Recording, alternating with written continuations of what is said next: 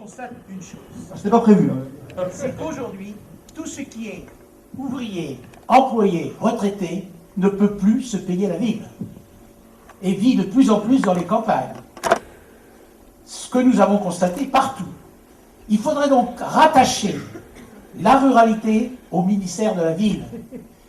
Et comme il y a des zones urbaines sensibles, je propose qu'on crée des CRS, c'est-à-dire des cantons ruraux sensibles. Parce qu'il y en a un certain nombre. La ville a escroqué les politiques. Elle a fait croire qu'elle était le ramassis de tous les malheurs. C'est pas vrai. Aujourd'hui, les vraies difficultés, il n'y a qu'à lire l'écho d'aujourd'hui, et notamment, tu l'as souligné, dans le sud et les sud-est, il est là. Or, je me promenais à Voves l'autre jour avec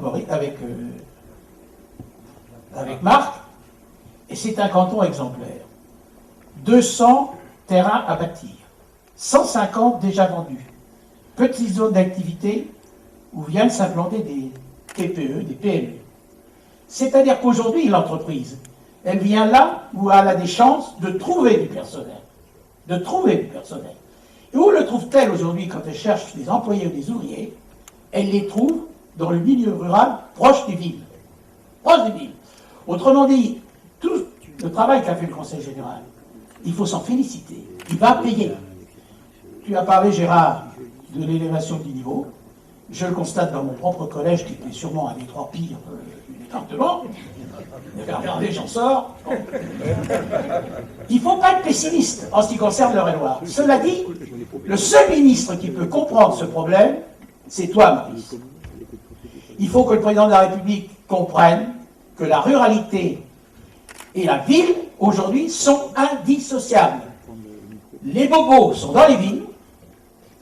Un exemple qui est la ville de Montreuil, qui est tombée dans les mains de Madame Poinet, qui était une ville de tradition communiste, mais on va trouver le même phénomène demain à Ivry, à Vitry, etc. Et l'ouvrier, l'employé, le retraité, il est dans les campagnes ou dans les villages proches des... Et c'est le même phénomène qu'on retrouve en Eure-et-Loir.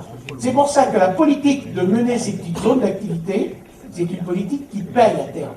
Mais mettons les deux ministères aujourd'hui, ils sont inséparables.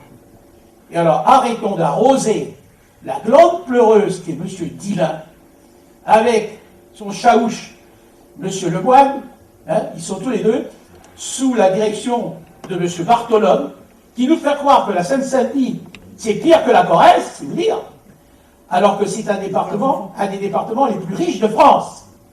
Alors, ne regardons plus, excuse-moi Philippe, ce département avec un œil agricole.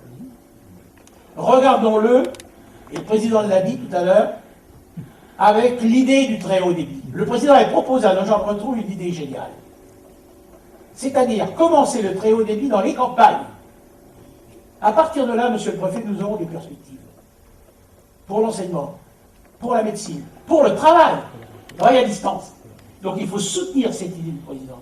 Mais regardons, non pas derrière, regardons devant, et devant ce département a des chances extraordinaires, parce qu'il accueille les ouvriers et les employés. Soyons fiers d'avoir chez nous les classes, je te ferai plaisir Maurice, prolétariennes.